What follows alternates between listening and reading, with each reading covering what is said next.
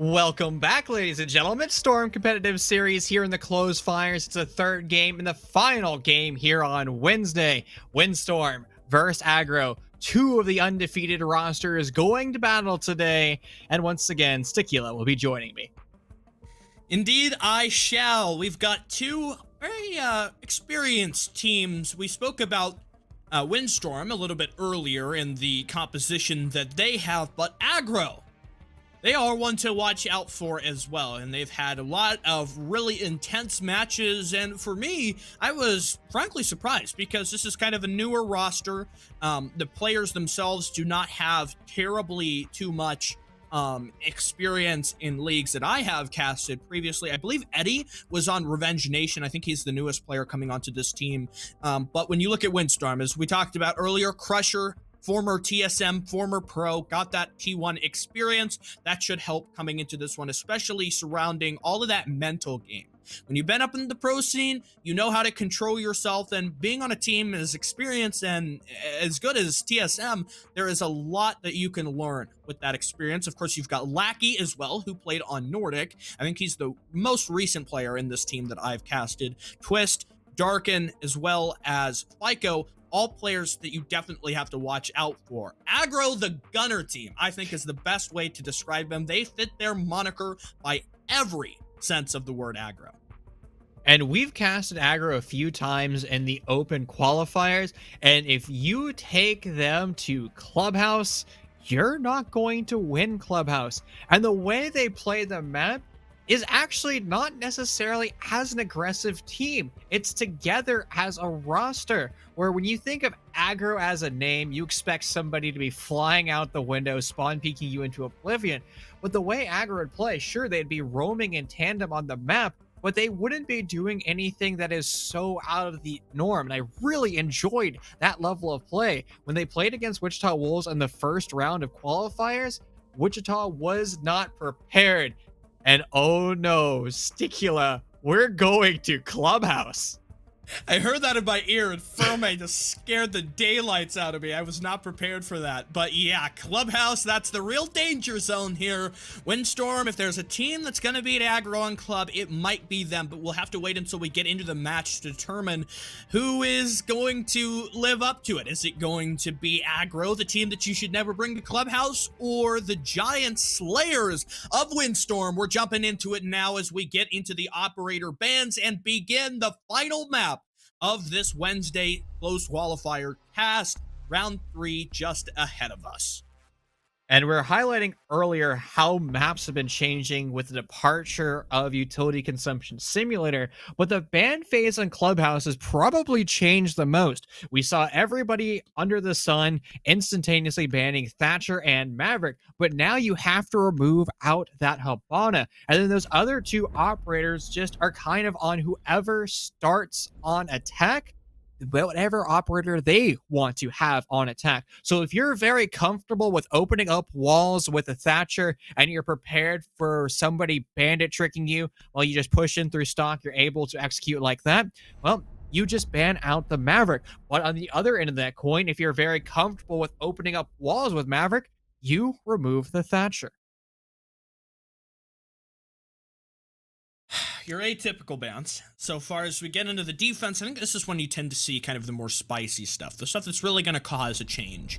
Mira ban. First, Mira for a long time kind of been one of your big ones to see either removed on Clubhouse or, and it would seem like this wouldn't make sense, not played on Clubhouse. Like, you would think when she's not played or when she's not banned, she gets played. It just doesn't happen. There's that kind of Mira dichotomy that you mentioned earlier on Cafe. Teams just don't practice with her a whole lot. Malusi banned as well. Now, that's really interesting for Windstorm, because I would have figured that Aggro would ban the Malusi, considering the tempo at which they play. Perhaps Windstorm are looking to get some early speed of their own. Of course, they will take up the first defense. We'll have to wait for that straight rush in, ignore any Banshees, because they don't exist for Windstorm until the start of the second split, because it is Aggro who will start us on the offense. And I'm watching this to see whether or not, you have all those basics down. I am expecting it from Aggro, and given your glowing review of them as a good Clubhouse team, I think my expectations are set pretty high. I've seen them twice in Clubhouse, and each time I casted them, I was just equally as impressed. So we're gonna have to see what Windstorm's able to break down. But also, something unique is we've seen a lot of rosters experiment with what they want to refer to as their primary bomb site, whether or not it's cache CCTV or basement.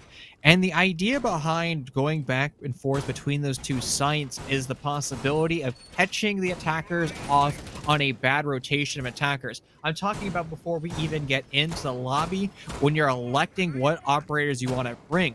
Because sometimes you can get away with running just a single hard breacher upstairs and cache CCTV, particularly with the Mav in play, because he can open up the entire east wall. He can open up holes into garage, whether it's that high vertical hole or a small rotation. But with him on the board, you still have access to another fragging operator. That is going to be the ace in his 3 Selma charges. So this looks to be more of a downstairs kind of lounge hold, but it's curious. We have, barricades, holes shot open in the bottom of the stock wall, but not much utility actually stacked up within stock itself. Lackey, aggressive, punches a hole open in the window and tries to go for the prone angle onto anyone repelled, however, does not find any members of Aggro just yet. Maverick tricking progress shall begin now as Kix opens the first line. The top line on the wall as Eddie looks below it as well, eager to get that sledgehammer in action. You'll have Twist be that main line of defense outside here on the rafters, or I guess inside on the rafters, trying to play the long angle, and Ashen actually repelled, or no, he's up on the box. So he's using that vertical angle to his advantage. Kix will rotate down, could get an engagement with Lackey, we already know has been down there, but no confrontation just yet. So with control of the east wall opened up, it's going to be on Aggro how they want to proceed from this step. Now, when we are casting them earlier on Clubhouse, they would like to go for the execution over on the construction wall, but we also saw them a couple times elect to bring out a Monty and push in through the top rafters Raj. And there is currently a player from Windstorm in that position. That is going to be Twist, but Aggro has indeed confirmed that they want to control the west side of the map first. Now, Aston seems to be rotating down those central stairs as he almost has information from one of his flank drones, and a yellow ping by Bar has confirmed that somebody from Windstorm is trying to flank from behind. For two very good gun skill teams, I'm surprised we haven't had an engagement so far, but perhaps my needs will be sated. The wide swing is here. Ashen finds Darken, Asian finds Crusher, Kix, gets Twist, and Lackey. The only response here is Aggro, a flurry of kills across the board. Lackey down through the drone hole, great play there from Kix. It's FICO left, the smoke, the SMG-11, 3 gas canisters, feeling pressured from every single angle, and Aggro begin with quite the tempo. What a momentous round. And what Aggro did that round was the default setups, where they did everything right, everything that you would expect an attacking team to do. But as we were joking earlier, what Aggro is capable of doing is full sending it in with their just gunplay, their gun skill. As soon as they break down that strategy, they're just going to win their gunfights. And you as a defender need to be prepared for that onslaught, whether or not that is answering that immediately back with explosive utility of a nitro cell or sending one of those smoke grenades down range. You have to understand, as soon as they understand how you're playing the map, they will punish you.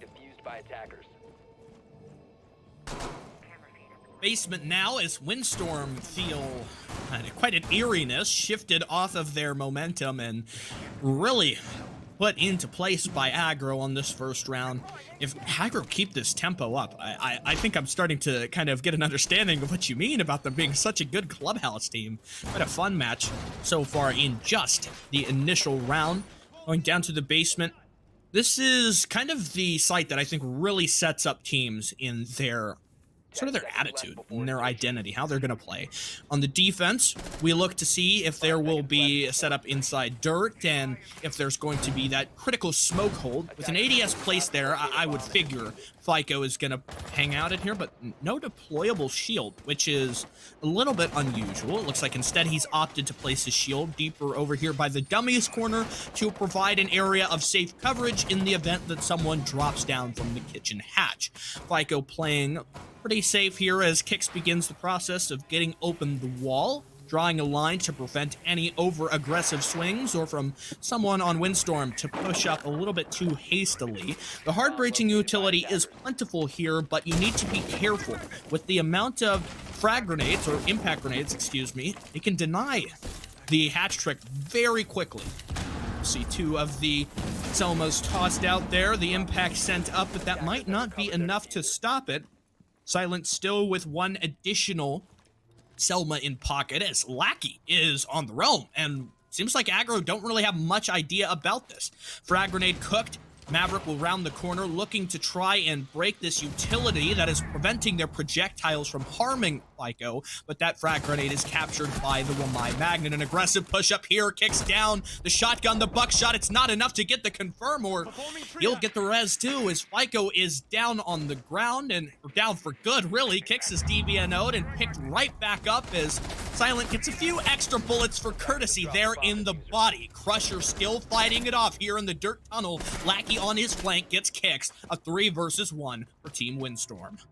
Another round where FICO has fallen with all of his utilities still in his pocket. A concerning position to be in, and Eddie is probably in a worse position. He is alive, unlike some of his compadres. However, the diffuser's on the other side of the map. He is making a ton of noise coming down the essential stairs. He has to win his gunfights, and he's being pinged by a Meister Evil Eye. Attempting to find kills, the Meister of Darken has now fallen, and he's now going to have to find a new challenge over by Blue. The Ginny Box reinforcements being incredibly powerful for Eddie. He wins another gunfight. Now down to a 1v1. Force with the SMG-11, and almost narrowly wins it. Lackey on the frag, though. Windstorm takes round 2. Whew, what a close battle there for control of dirt. The smoke, the first one in line, gets the DBNO but falls before it's time to get his confirm. And then next, you push up and you meet the quite friendly MP5K dumping a hellstorm of bullets through that single door and preventing any entry at all from Aggro, thus forcing them to rotate, and a valiant effort for Eddie as well. It looked like he was almost on track to make that happen, and given the performances that we've seen from Eddie across the open qualifier matches and from a few select ranked clips, we know that he can perform in those desperate moments when the elo or the round is on the line. Going into number 3, we've got a Frost pick. I wonder if Windstorm are going to try to leverage some of that swiftness, that over-aggression, and it's not even always over-aggression, just the tempo and the speed that Aggro seem to keep to try and shut them down from an early entrance. You can see they're placed strategically under the windows, so that Aggro, if they try to jump in, they're so focused on not only the plethora of angles within the A and B site, but also if they choose, rather than to look at the frost mat and engage with the players who are fighting them back from that site control, they're going to get their legs snapped up and meet a grisly end. So there is some element there of that stopping force that Twist is trying to implement, and it seems like Aggro going to go for more of a CCTV cache, full side confront the extension team. I actually like how Windstorm is setting this up. You're highlighting the utility of Frost, but also that pocket shotgun has remodeled a lot of the cache floor.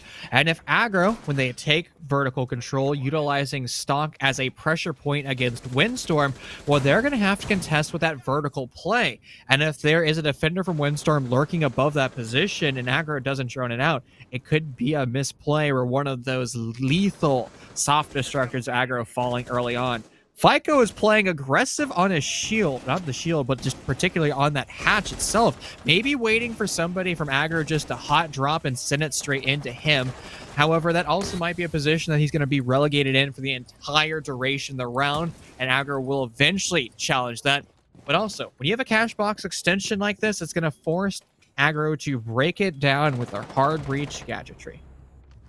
Here's the opening kill now, as Azian will find Twist and eliminate the Frost, who was earlier in the round positioned around the garage rafters, it had seemed, but dropping back is caught off on her rotate. Silent collects the second frag as he guns down Crusher, a 5 versus 3, as Aggro hold a tremendous advantage. In good time to make sure this clear of cache is happening. The ace tagged up just a little bit as the lasers poke his legs from the Evil Eye. That'll need to be cleared. Princess Silent Silent seems to have maybe backpedaled into the Frostbat. If that was a Frostbat there, and he just got confirmed by the Evil Eye. We'll have to watch that one back again. 4 versus 3. Still the advantage for Aggro as they push further to try and get control of the objective, but with the unforeseen demise of the Ace, they don't have any hard breach to be able to open up any additional walls, whether it matters or not.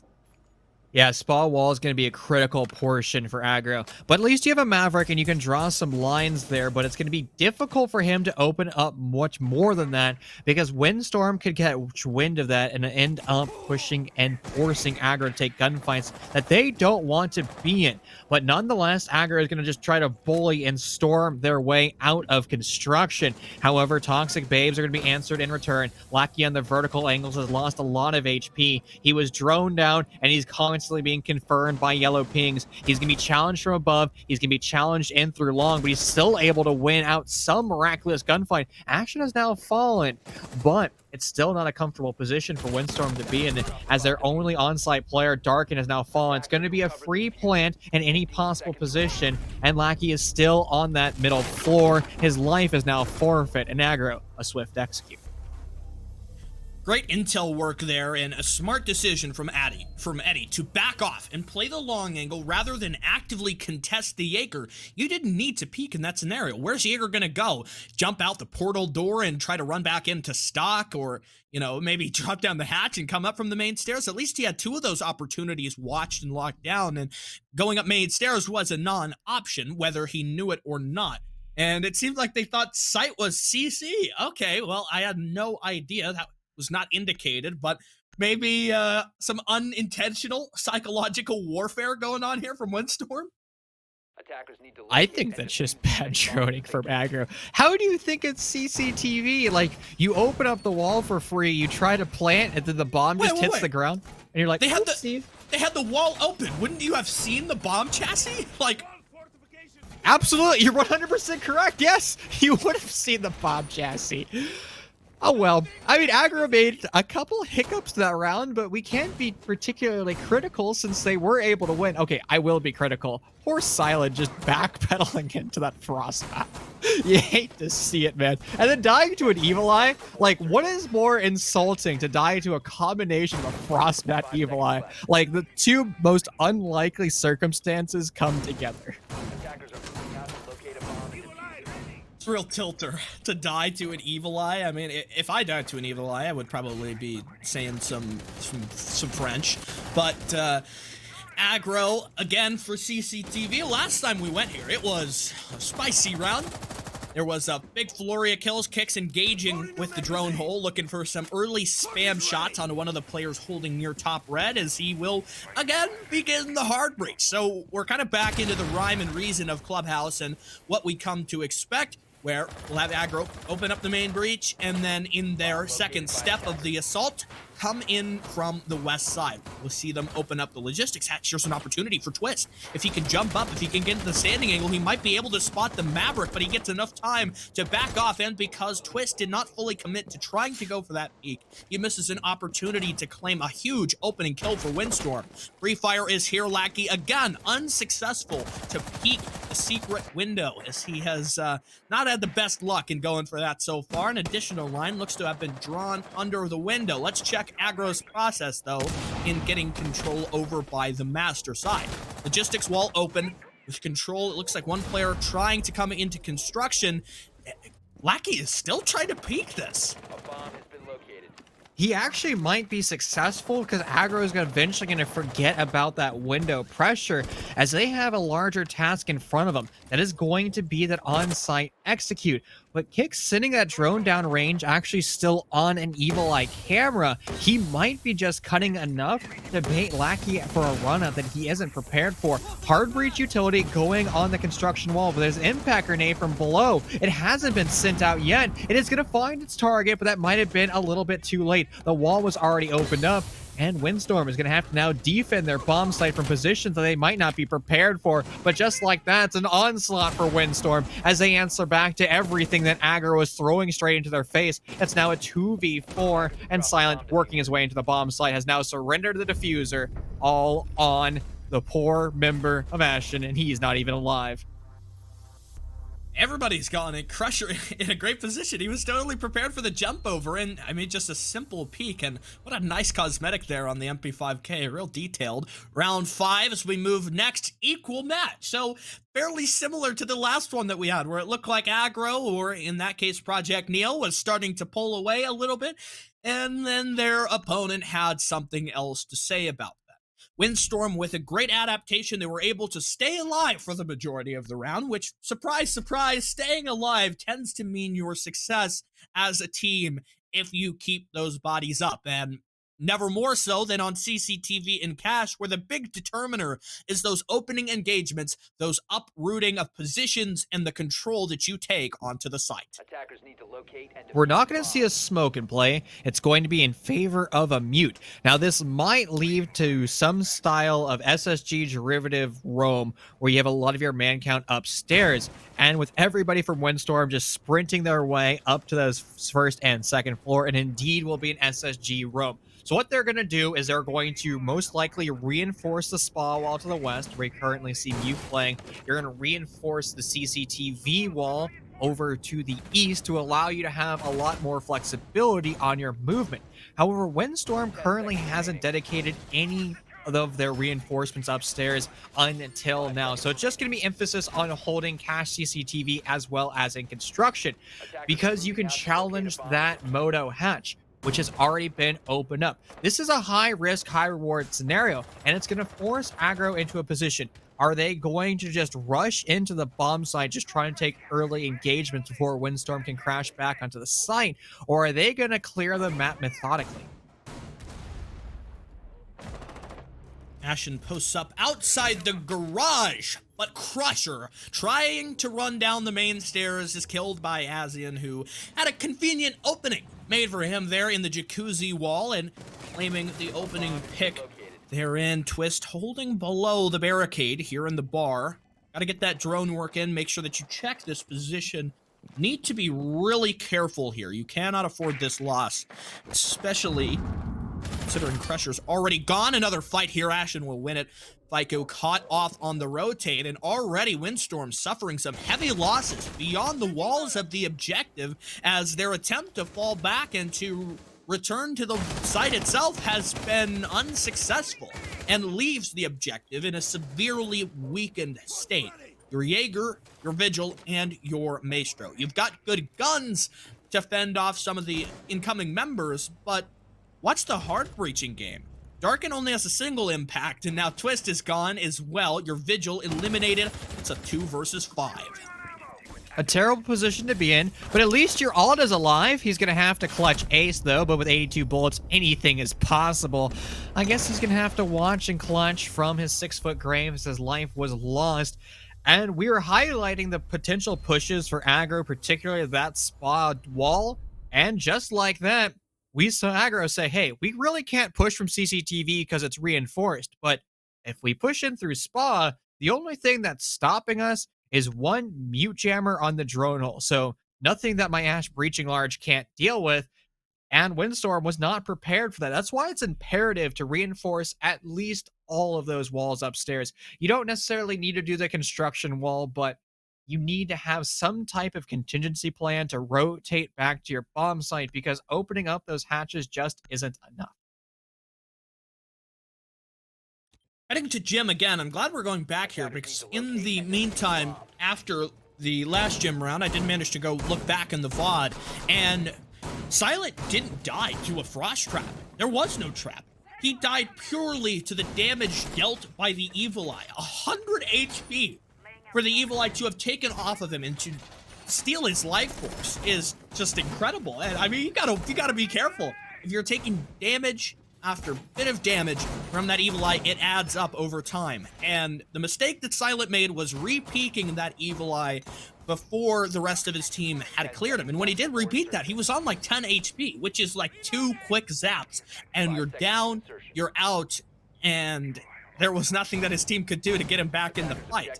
And so I would like to see a little bit more utility used to clear those Evil Eyes. It's not, you know, I guess the most important part of the round, the fact that he died to a little piece of utility, but The man advantage, whoever holds it, has had a huge impact so far this map, which has largely been defined by the frag battles and the team fights that we've seen erupt throughout the clubhouse, especially in that last round. It was all fighting. There was not much hard breach, there was not much utility use, there was gunfights, there was a push up to take control of the side, and when Aggro got there, Windstorm had nothing left to try and hold out with.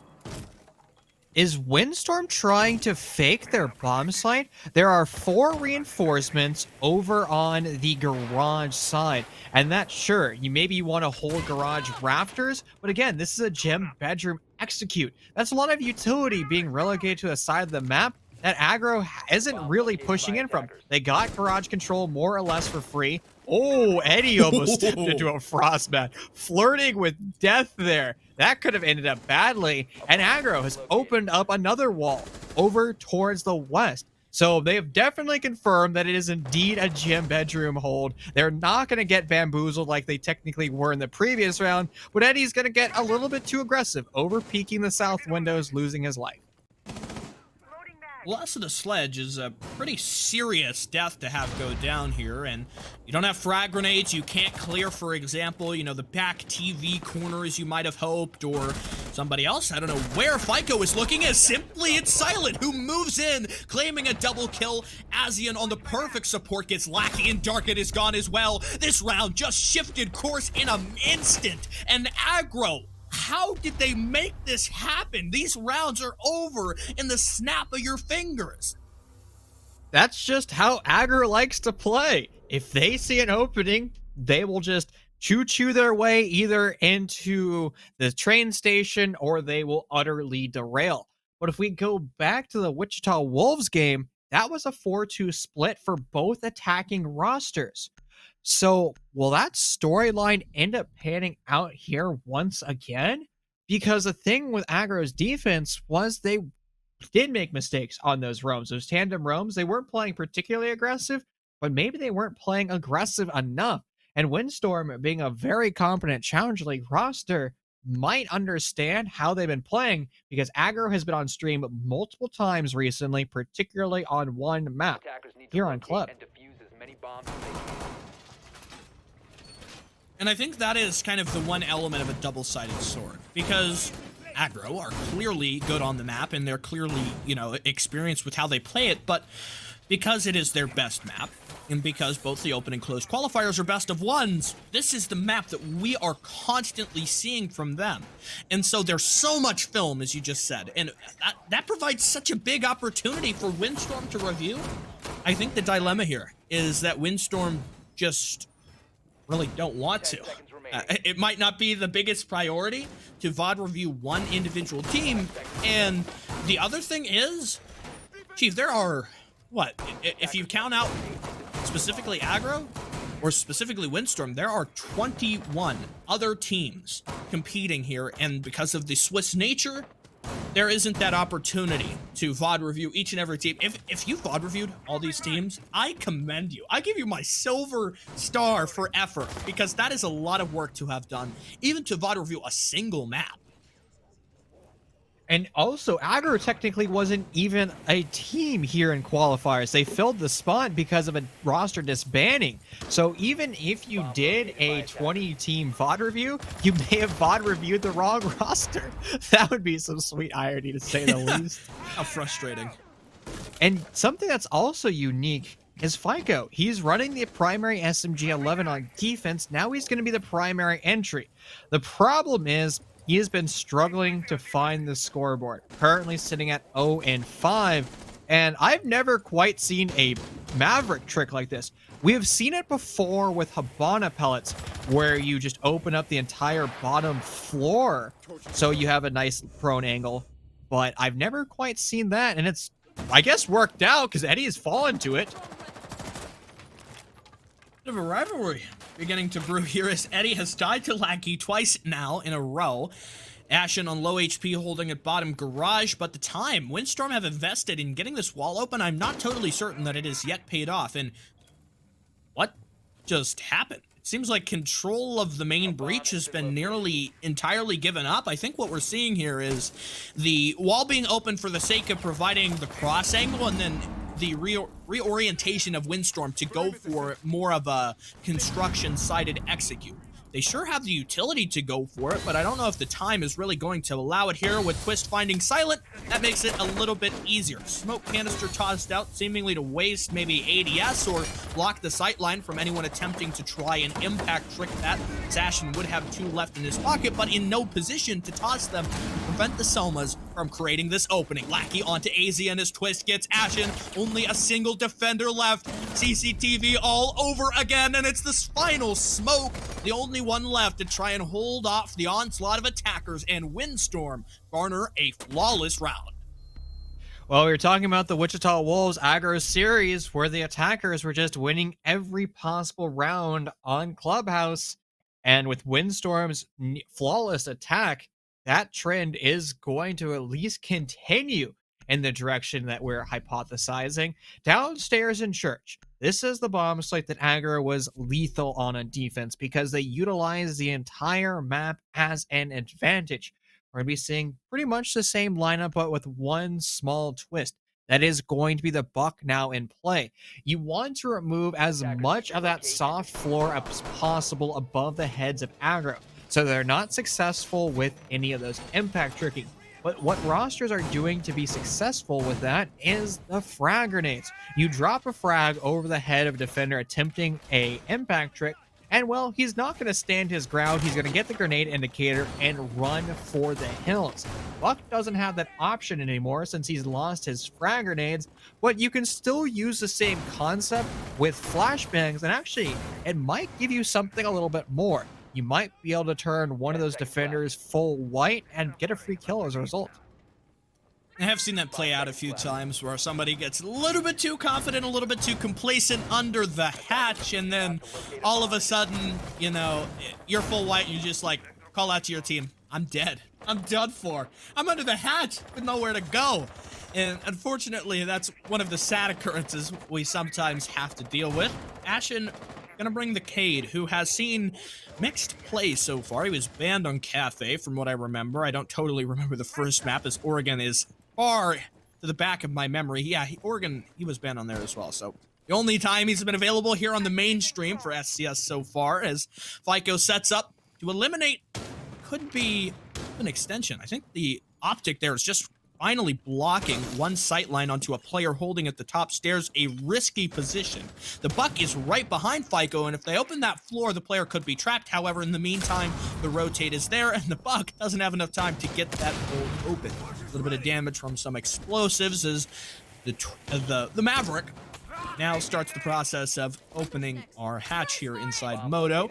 Lackey contributing as well with the soft destruction, as he doesn't want to risk having the lifeline detonate close up at the wall. I've seen that happen a couple of times as well, and he makes the smart decision. Rotate down, clear the Evil Eye, and any close by utility that the lifeline still reaches.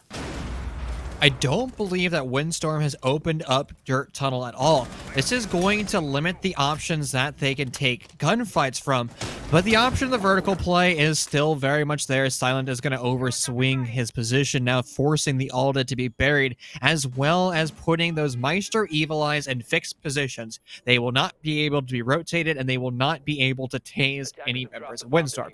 Now, fortunately, he'd be stuck on those cameras the rest of the round and just red ping into oblivion, but you would still want him to be gunned up. Now, the option they have is from the west and the east style pushes, and it's going to work out perfectly as Aggro swings every possible angle, and the members that go for the swings end up losing their firefights.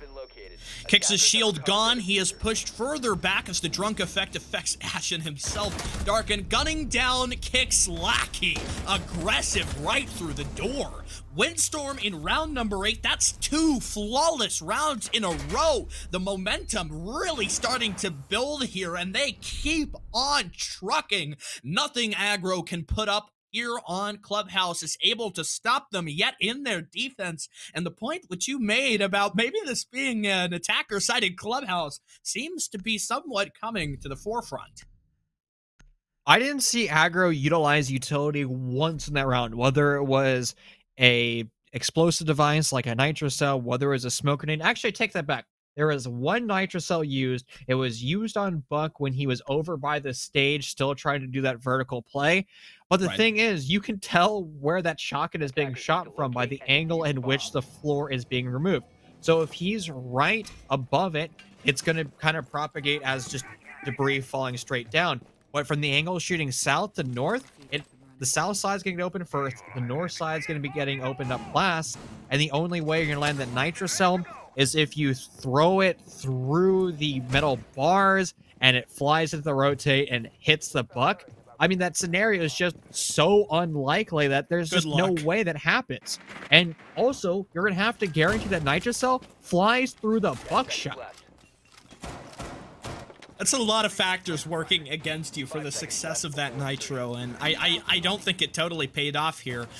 Basement again, and we return to that dilemma of, you know, is it the right decision to go this site once more?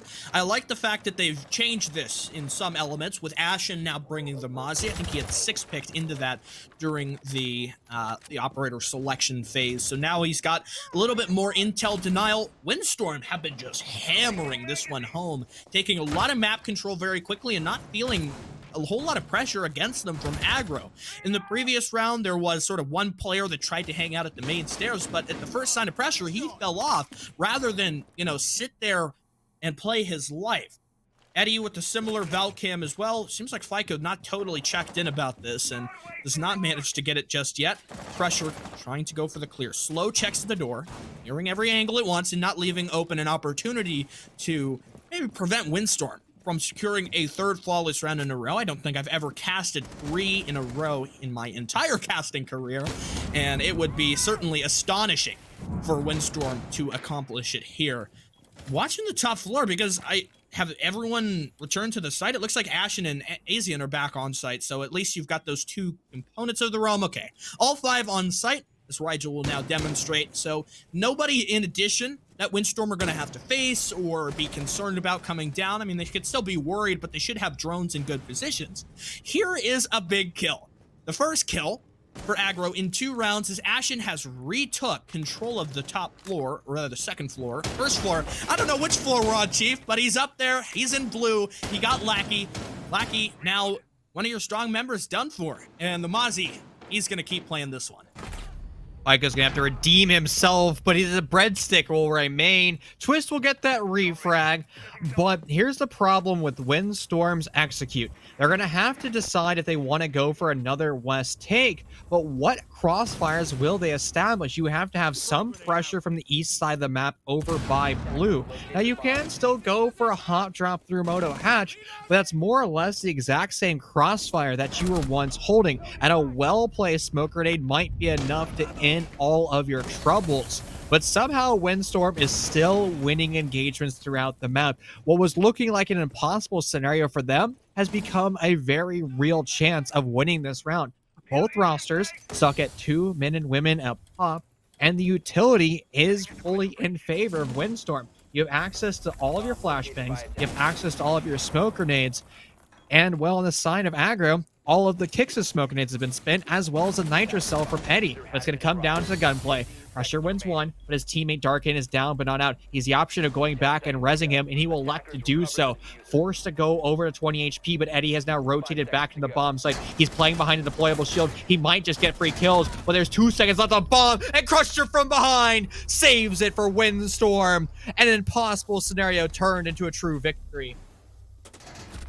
And it looked like Eddie was worried. He knew the Crusher was on the prowl, but unfortunately, he just had to make a decision on which opponent to fight. He chose the one up front, close at the wall, and given that opportunity, Crusher rounded the corner and turned him into dust, thus giving the round over to Windstorm. They've taken the lead here, Chief. 5-4 after the initial deficit that they faced because of a confident attacking Aggro. Now they are 1 step away from match point. This is their 3rd round in a row now, heading into a potential 4th, going again down to Church and Arsenal. Basement has been tried, it has been tried, and now we will go to what might be the final try, or maybe even a fourth after that one. And Aggro have made the necessary changes that last round. I'll give them. It was a lot closer than what we had seen previously, but I think there's still key components on site itself that are critically lacking. So Sticky, I was checking my notes and I wrote basement, basement, basement 3 times. And I had to second guess myself because I was like, there's no way I took my notes correctly. They had to have attempted CCTV at some part during their defensive stint. But no, that is not the case whatsoever. And we mentioned this jokingly earlier, that we're never fans of going to the same bomb site twice in a row. But what about 3 times? And the example I always give is if you're going to go to a bomb site back to back, make sure you utilize a different strategy. So since we're here on Clubhouse, utilize the SSG style roam. If that doesn't work out for you, bring out a traditional defense where you put all of your man count in the bomb site. Aggro did that to their credit. They started off with a derivative of it. They decided to say that didn't work out for us. We're going to do a linear hold. And now it looks like they've gone in a full linear hold with all their defenders on that bomb site. I don't know if that's the change that Aggro should have made. The change probably would have been going to gym bedroom or CCTV, in all honesty. It's one of those questions that we won't have the answer to until, I don't know, hypotheticals come to hypotheticals. Windstorm have been really consistent in their opening tempo. It feels like they're not leaving many opportunities open for, you know, somebody to kind of creep up and retake their control. The only small instance that we had that go down was in the very previous round, where the Mozzie moved back up, and there was one missed opportunity. Windstorm, one of their players, had the crosshair placement. I think it was FICO who took that first fight, and he didn't win.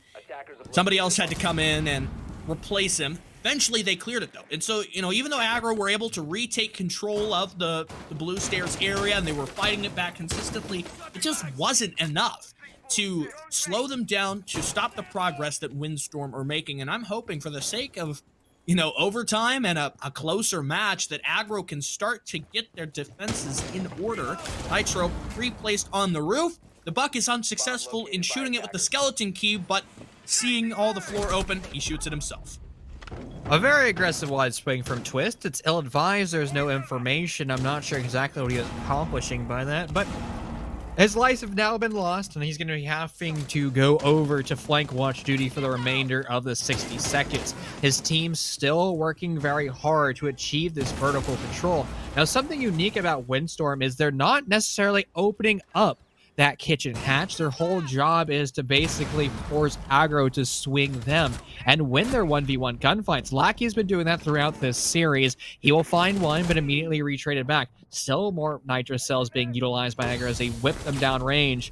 FICO in a dangerous position, being choked out by smoke grenades and eventually losing his life to a headshot. And now it's just on Crusher and Darkin flanking through the stairwell. Darkin able to collect one. Good positioning, and shotgun now in hand by Crush. He can go for the swing, but there's nobody close enough to be successful with that shotgun. It's going to prompt him to utilize those flashbangs, trying to maneuver somebody of Aggro away, but it has now Silent, who's rotated closer into the church bar himself, but Windstorm will answer with a rotation of their own, answered by Silent, and everybody just falls. Aggro finally takes a round on the basement.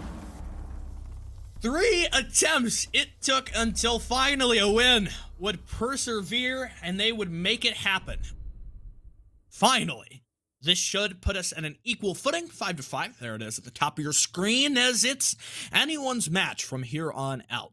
Windstorm's set of flawless rounds are still memory in the mind of Aggro, but heading up to CCTV and Cash again, they'll have to fend off Windstorm once more. And in the last time we saw this, there was quite a distance and quite a lot of time sunk into the Maverick tricking process, maybe a little bit more than you would have normally hoped for. But when that happened, the long line drawn over the bottom of the wall allowed Lackey an opportunity to take a kill, and he got Eddie somewhere within the site. From then on, the rest of the wall was open.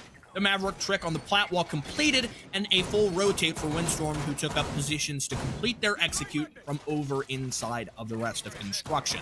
And so with the historical standing favoring Windstorm here. It's up to Aggro to disrupt the odds and to make their best effort here. This is a really decisive one, but change in the composition for Windstorm. They will bring the Montaigne.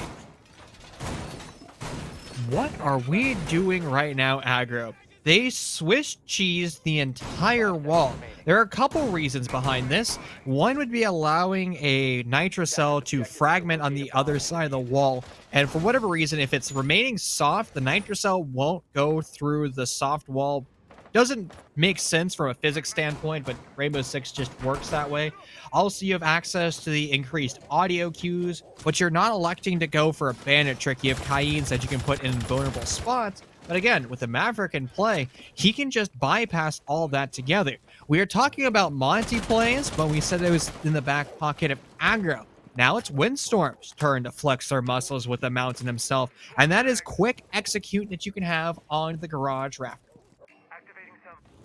For a clubhouse match, we haven't seen a whole lot of rafters takes happen so far, and that's one element that's critically absent. It's been open the plat wall and go over to construction for nearly the whole match. The one round that we had to begin was just a flurry of kills. That's what I have in my notes, flurry. Because everybody just flew in. Here comes Twist inside of the rafters. A nitro launched over and a lot of damage dealt to Twist, but only puts him at about 50 HP. There's no one even really that close to try and support the Cade, and he's still got a challenge against multiple attackers. Darken out on the balcony. The Cade will soon come into view. He's trying desperately to stay within the dead zone and be out of line, out of sight, out of mind. Another lifeline sent over as Twist looks eager to unshield and to take out this defender. He finally will go down. Lackey charging up the staircase, felling one. Now Darken will get another. Ashen dead. Windstorm 5 versus 3. What a phenomenal showing by Windstorm. Just full domination over by Garage. They're going to now have to break down the utility. Those Maestro Evil Eyes were providing a lot of information, and Twist, he can just bypass it all himself, reapplying that shield in full extension and working his way closer to the other bomb site. Now he can just stand in the door frame and be an absolute nuisance while Lackey starts to plant the bomb. That won't be happening as Ashen's going to go for a super aggressive run out. It's going to be stopped as he was allowed to go outside for a little bit too long. The sun burned his eyes, kicks on a great angle over by the red stairs. He will try to continue to keep his roster alive, but Lackey will now start that bomb planning process. Monty in the way will force Silent not to be able to help his teammate. The vertical play from underneath will be enough to down Lackey. And where is the answer back from Windstorm? Well, it answered all in the kill feed, as it's now just the Aggro with one member of their roster left alive, getting caught out in the rotations on drones. There's hardly anywhere for him to go as we find ourselves in a post.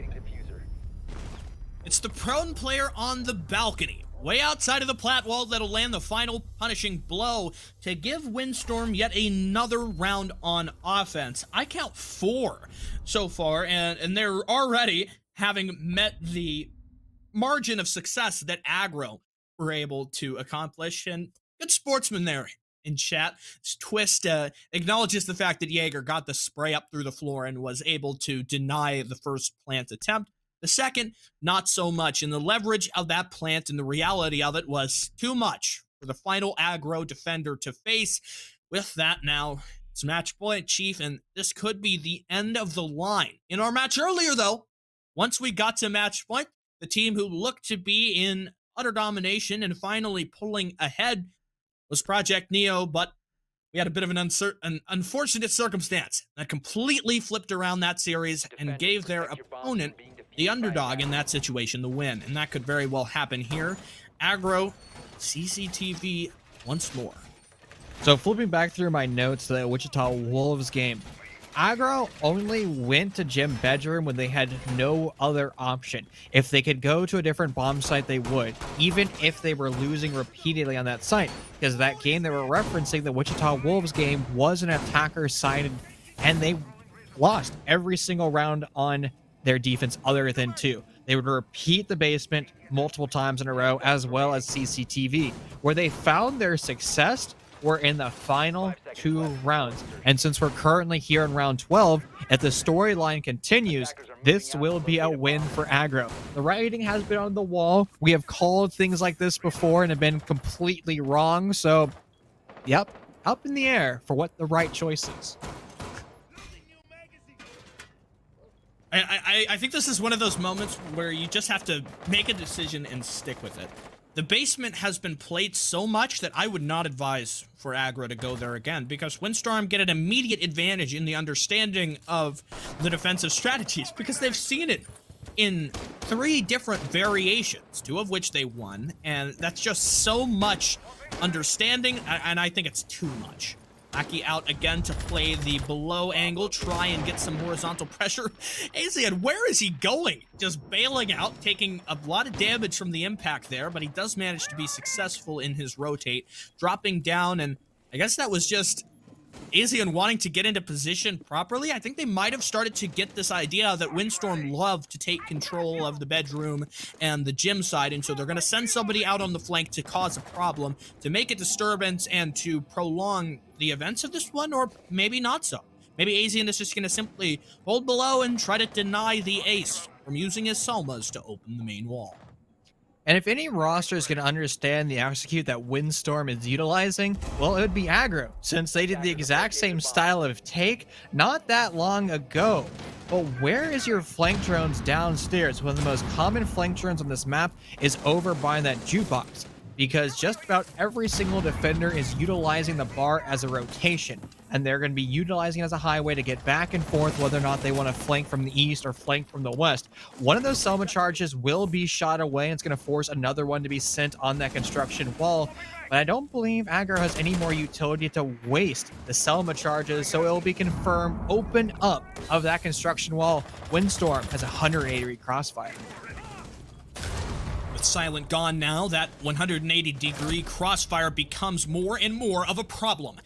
Eddie is gone, Silent is dead, Azian is gone too. It's a 5 versus 2 Windstorm here on match point with full manpower and everything that they need to execute. However, Ashen is not done just yet. Finding the buck below in stock, the defuse process begins. The diffuser going down on the ground. The coverage is there as Ashen rotates above to support his teammate. We have been in a very similar circumstance once before. Ashen getting tagged up through the Maverick holes at the bottom of the wall. Diffuser not planted just yet. Kicks trying to hold off the SMG-11. A wonderful shot, but he's got to fight multiple opponents at once. Clubhouse is over. Windstorm will take it in a 7-5. What a fun series. Wow, did not expect it to go that way. I was expecting round 15 overtime, in all honesty. And the Clubhouse Masters, we were hyping up Aggro the entire time, saying that they're probably one of the best teams here on Club, and Windstorm said, hold my beer, I got you. And they knocked down the king. Honestly, both rosters played brilliantly, and something you don't see every day. Attacker-sided clubs, maybe that's going to be the new norm with the ban phase that are rolling through, because what made Clubhouse super defender-sided was the inability to open up a wall. But now with Maverick constantly being allowed through, you can open up just about every wall in Reinforced Hatch. With the conclusion of that game, I think we still maybe have 1 or 2 ongoing matches before the end of round 3, but for a quick recap on some of the big games that you might have been thinking about, we have Aerial Arise beating T3 Savants. It was a 7-5 for them. Some of the other matches, specifically Gatekeepers, they beat Nemesis, which I would have imagined probably would have been maybe a bit of a longer game than it was. It was 7-3 or 7-1, excuse me, for Gatekeepers. And Synthetic, they beat Wichita Wolves 7-5, fairly close match. I think that was on one of our other streams, and a lot of good stuff today. Fun matches, close bouts. We had a good overtime one earlier between Neo and their opponent therein, and I just hope that we have more games like this for the rest of the close quals. And tomorrow's round should be interesting because we know Windstorm, who is flawless, has yet to lose a series, is going to play either Slaughterhouse or Vale, who are also flawless. And that's going to be a hype series. We're talking about underdog rosters and the old Akara gaming roster. Slaughterhouse has been impressing me. They're kind of overlooked in whatever league they play in. People say there's no way they're going to accomplish greatness. There's no way they're going to be able to win. But look at the teams that they've been playing and how they've been able to win. It's incredible to see. And that storyline hopefully will continue to pan out here in qualifiers. So quickly, just some final thoughts on the standings so far. We have Slaughterhouse Bravo and Team Vale, who are at 2 wins but have yet to finish their matches. So there's an opportunity for either of them to secure 3 wins on the day and to move forward undefeated. The teams that are undefeated properly, Gatekeepers, 3 wins, 3 dominant wins, and 3 great performances. Windstorm as well, with this victory over Aggro, now stand at 3 wins, 6 points apiece, and so they will go undefeated tomorrow. I think that's about it for today. Make sure to tune in across all of SCS's social medias to get the latest news and updates on all close qualifier and Season 5 updates. I've been Sticula, my co-caster Chief, our observers Henru and Rigel, and our producer, as always, Ferme, the king in the booth. Thank you to everyone who tuned in today. Let's hope to have another great set of matches, 6:30 p.m. Eastern, tomorrow.